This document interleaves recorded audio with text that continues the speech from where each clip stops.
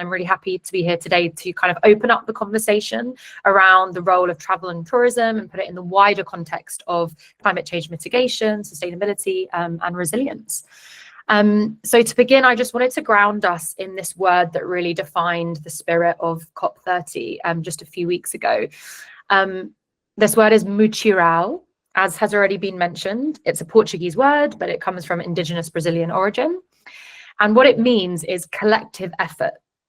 It's not an abstract concept, but it's more about practical, hands-on mobilization as a collective, which I think is very relevant to what we're talking about today. Over in Brazil, President Lula, he chose Mutirão as a call to action this year to show that the climate crisis won't be solved through isolated commitments, but it will be improved through shared responsibility through groups like this, coordinated efforts across sectors and governments, and focusing on elements like protection of nature, which we'll get into, and support for vulnerable communities in some of the most climate vulnerable countries as well. So we're bringing that spirit today into the conversation. I firmly believe that travel and tourism depend on, well, they definitely depend on stable climates, on thriving ecosystems, and on strong communities. But they also have immense potential to contribute to mitigation, to adaptation, and to regeneration. So I was in Brazil this year covering COP. And it was great to see that travel and tourism became an official theme for, I think, the second year running now. First was last year in Baku. But I also wanted to just sum up a little bit what happened, because there's also a very strong reality of the disappointment that was real for many of us. I'll start by saying that I'm sure, as you all heard, the final COP30 text made no mention of fossil fuels. This omission in the final text came despite governments threatening to walk out and despite unanimous scientific consensus that a rapid fossil fuel phase out is essential to keeping the 1.5 degree target alive. So clearly there is so much more to be done. That's an understatement. But I was buoyed, shall I say, by a few specific announcements. Adaptation finance was a big one. This was tripled from 40 billion previously to $120 billion a year. And that really helps countries build resilience to extreme weather and climate impact. You know, most recently in Jamaica, Hurricane Melissa, or in Indonesia, the intense flooding we've seen just over the last few weeks. That's what that adaptation finance will go towards helping. It's a concrete goal and target that was achieved. There was also $6.5 billion committed to the Tropical Forests Forever facility, the TFFF, which is a mechanism that basically pays countries to keep their tropical forests standing. So that was a big win. Colombia also announced the world's first ever dedicated fossil fuel conference, which will take place next year in April, alongside the COP that will be happening next year in Turkey. And of course, there was an immense and very powerful presence this year in Belém of Indigenous people, both protesting and making clear that the world's supply chains are very much tied to things like deforested land and contested land. And this must end, because respect for Indigenous rights is, I'm sure you'll all agree, no longer optional, but should be central to credible sustainability strategies globally. So even without the world's biggest superpower present, almost every single other nation came together, and it showed me and many others that international climate cooperation does remain intact. That gives me hope, and I think sets a precedent for this conversation with Susanne. Susanne, tell us, what was your experience of COP30 this year? Did you feel there was a feeling of this collective effort, this Mutirão? Yeah, no, thank you so much. And yeah, so I had the opportunity to join virtually. So for me, it was definitely for 2 weeks to be very glued to the news and anything that was broadcast. But I was especially proud of the team behind the scenes to bring the tourism day actually virtually to all of us. And I was joining on the day actually from Tanzania. So it was just such an inclusive day that we were able to bring everyone, especially from the global south, to join this day and hearing from people from the ground. But yeah, thanks for your reflection. For me, I think one thing that I come back is something that the former US Vice President Al Gore said, that the consensus is the floor, but not the ceiling. So the commitments that were made are the bare minimum, and you definitely listed quite a few where we have fallen short, and obviously we have to do more, but there is no limit on what is possible. And I think we've definitely seen now 10 years on, reflecting on the Paris Agreement, it is working. We're seeing kind of the cost of solar, wind falling, the deployment is increasing, if we think around EV vehicles, etc. But reflecting of COP30, it falls short of what we need for 1.5 degree. But being a scientist, I was really pleased to see how science stepped into the space. We had a science pavilion for the first time. So, and you heard a lot more of the science coming through.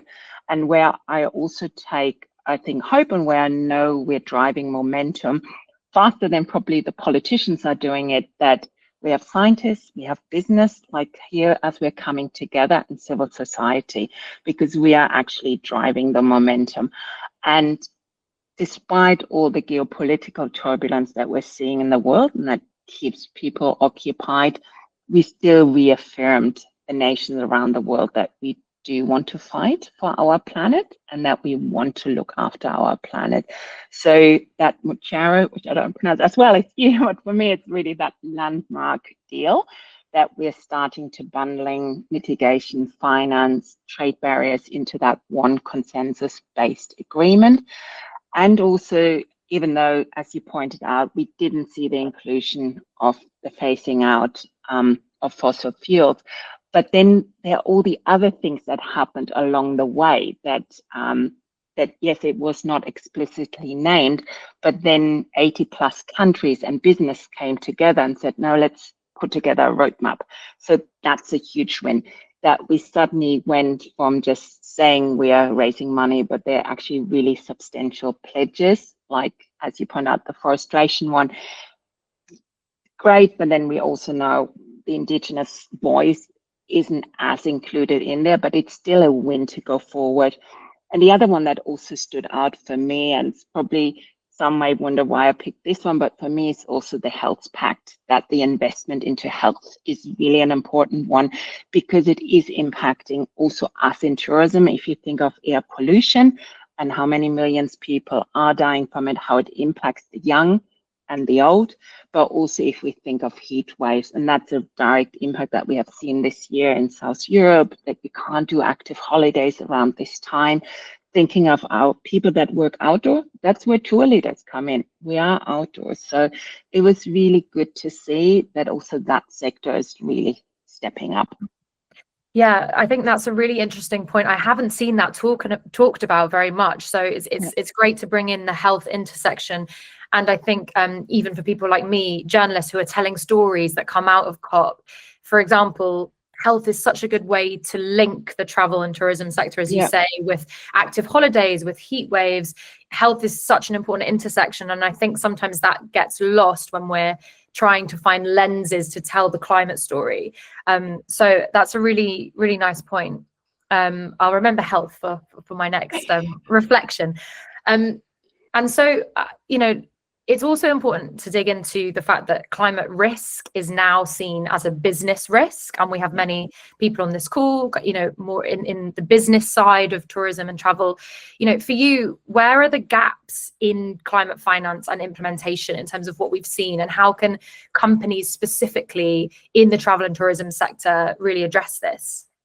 Yeah, no, that's definitely, I think there is definitely a gap. And sometimes it's also realizing for businesses and society that responsibility that we have for future generations. But as I said before, it's not a future threat. It is here. Even if you just look what last week happened in Sri Lanka, in Indonesia, in Thailand, and even now days later, how it's still impacting people on the ground.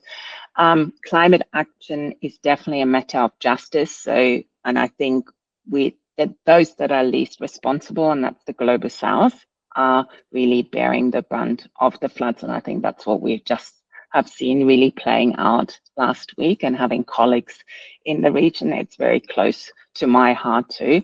And that it's so real, thinking about also that planetary boundaries are being breached, and that we're just really the planet is really telling us we need to act now. And that's, I think, is where that importance is, that we really need to acting now and putting that climate finance towards real implementation. So let's talk about more action. Yeah.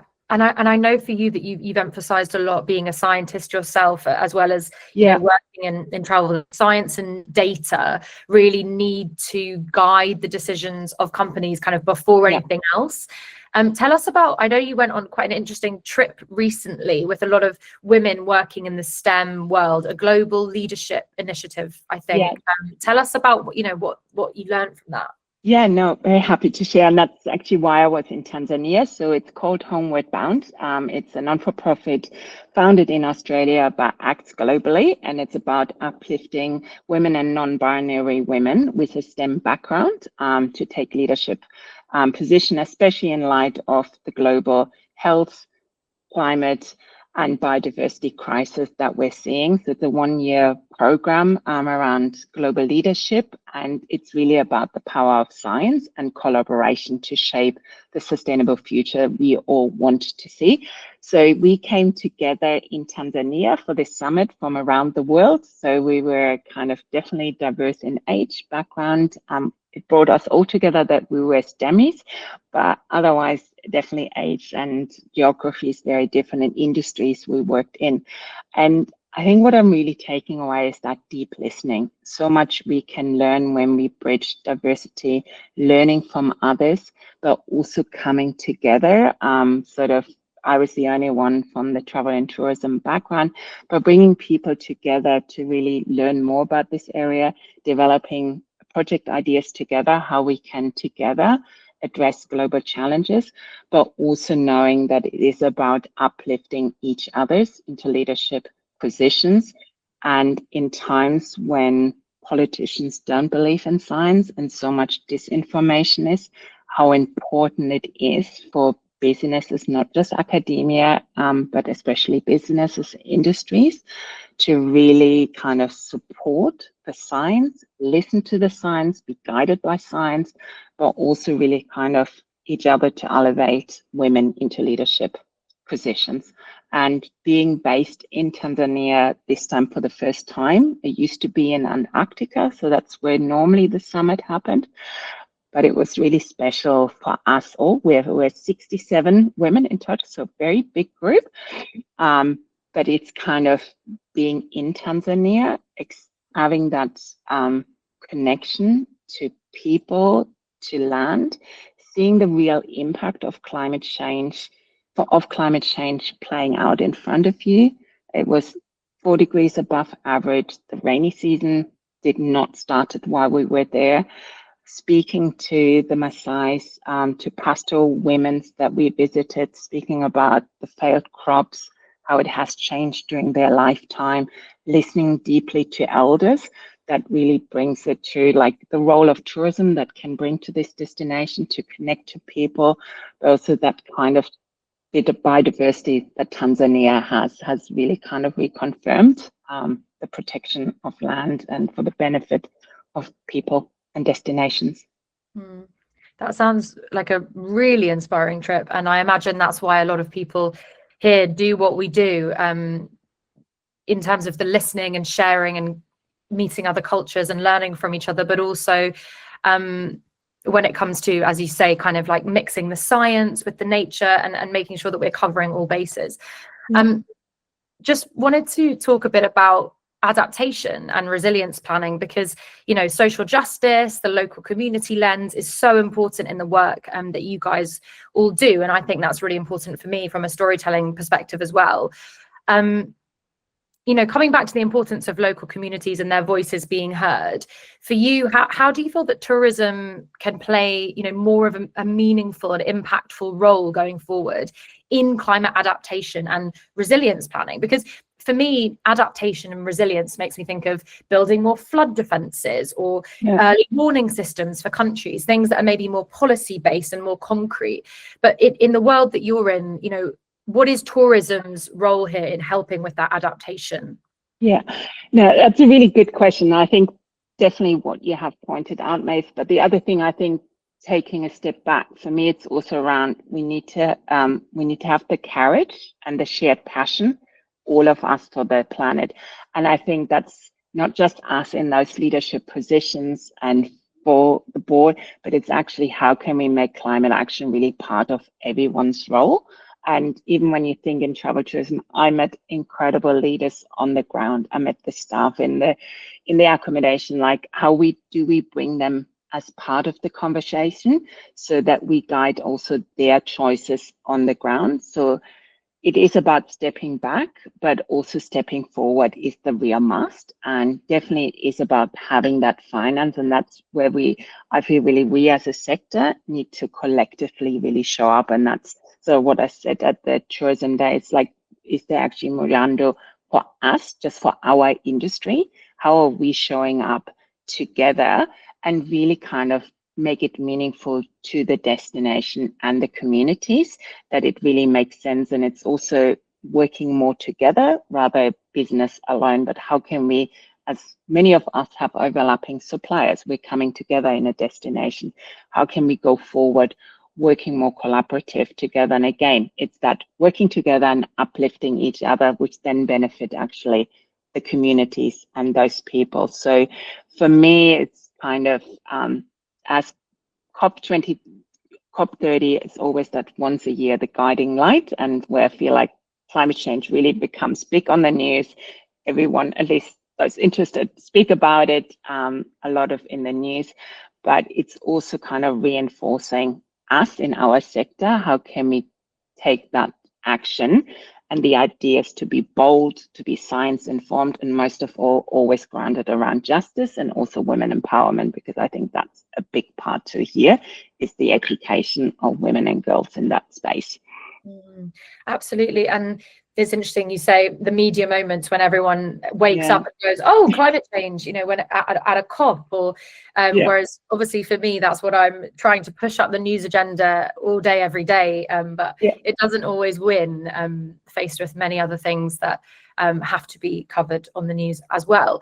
Just on that point that you were just saying there, about investing, I wonder if there's any examples or anything you would be able to share about investing in adaptation and resilience as part of your industry that you would recommend or that you would like to highlight. I think it's many. I think one big part is obviously, first of all, the decarbonization that I find is the big part where, again, we need to come together. If I think about the electrification, the challenges, the more I speak to people, we have also similar challenges. And that's why I love the work that Travelers and its partners are doing, because you're bringing the industry together. And the latest work project is like, will be so empowering when it all goes live. But also, again, it's just not working in isolation with the community. I think it's that deep listening. What is the community actually needing?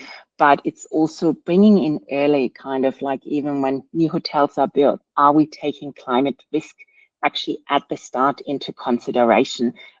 Is risk mapping done previously? So it's not like an afterthought, the adaptation, but already kind of built into. And I think a big part is also rely on nature. We need nature.